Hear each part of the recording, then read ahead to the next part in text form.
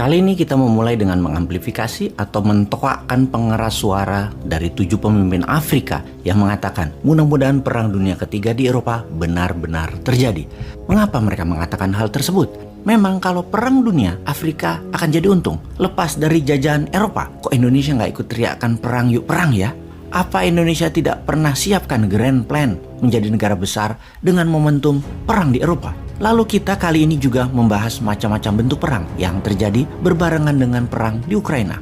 Dalam banyak episode kita sudah menginformasikan bahwa sejak tahun 2017 dunia dalam keadaan perang. Namun bagi mereka, terutama pejabat yang memang tidak memahami geopolitik dunia, tidak pernah mengikuti sekolah kepemimpinan, SESCO, atau Lemhanas, topik ini memang tidak difahami. Bahkan buzzer yang tugasnya dan bayarannya hanya untuk menyerang lawan atau oposisi, tidak pernah menyerang substansi atau konten apapun. Pokoknya yang berbeda diserang. Gak perlu membahas pakai ilmu, pakai menyerang fisik atau hal yang tidak berhubungan dengan konten. Yang penting orang yang mendengar seruan buzzer tersebut bisa benci dengan yang beda pendapat dengan kebijakan pejabat yang baru. Itu aja misinya.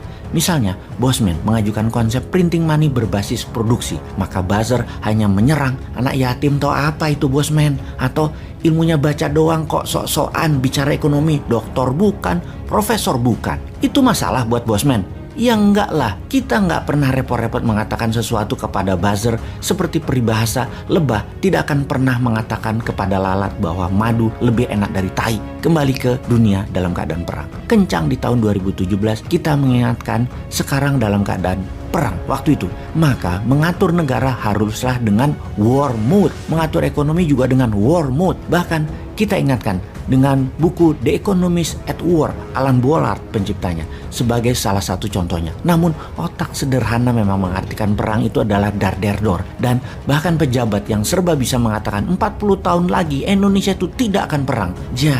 Perang masih aja diartikan dar der dor, bedil-bedilan. Dia ini padahal jenderal loh yang ngomong, namun sudah jadi jenderal cuan sekarang. Bukan jenderal mempertahankan tanah air lagi, tetapi mempertahankan jabatan sak matee sampai mati. Kita lanjut. Setahun kemudian kita mengingatkan berulang-ulang akan pelajaran di Akademi Militer yang selalu mengingatkan di awalnya perang ekonomi, di akhirnya selalu akan terjadi perang militer. Sudah siapkah kita? Kemudian terjadi perang militer di tahun 2022. Namun ternyata masih juga dianggap perangnya ribuan kilometer dari Indonesia. Tenang, masih jauh. Begitu kira-kira. Nggak ngaruh buat kita. Jadi cuekin aja. Tetap urus proyek. Tetap kerja urus proyek. Apa benar nggak ngaruh? Bagaimana kalau kita menceritakan apa yang terjadi di Sri Lanka pada saat ini? Lanjut.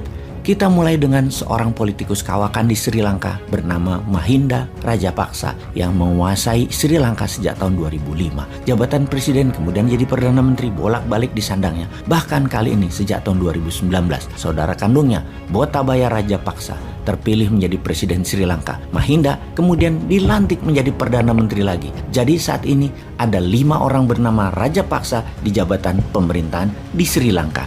Kita ingatkan, di tahun 2014, Mahinda menandatangani sebuah kontrak pembiayaan proyek kerja sama dengan Tiongkok yang ketika sekarang mulai jatuh tempo, Sri Lanka kalah cash. Nggak punya uang, bahkan sudah tidak bisa membeli kebutuhan harian warga Sri Lanka. Sri Lanka minta bantuan IMF, hanya dapat kurang dari $1 billion pinjamannya. Kemudian terpaksa meminta bantuan India. Dan di sini India bermain dengan serius. Artinya secara geopolitik India dan Tiongkok sama-sama meminjamkan uang kepada Sri Lanka dengan tujuan yang sederhana, yaitu menjadikan Sri Lanka menjadi provinsi. Sekali lagi harus difahami, bukan provinsi dalam artian sebenarnya dicaplok kayak Georgia, Chechnya, Crimea, dan Donbas oleh Rusia.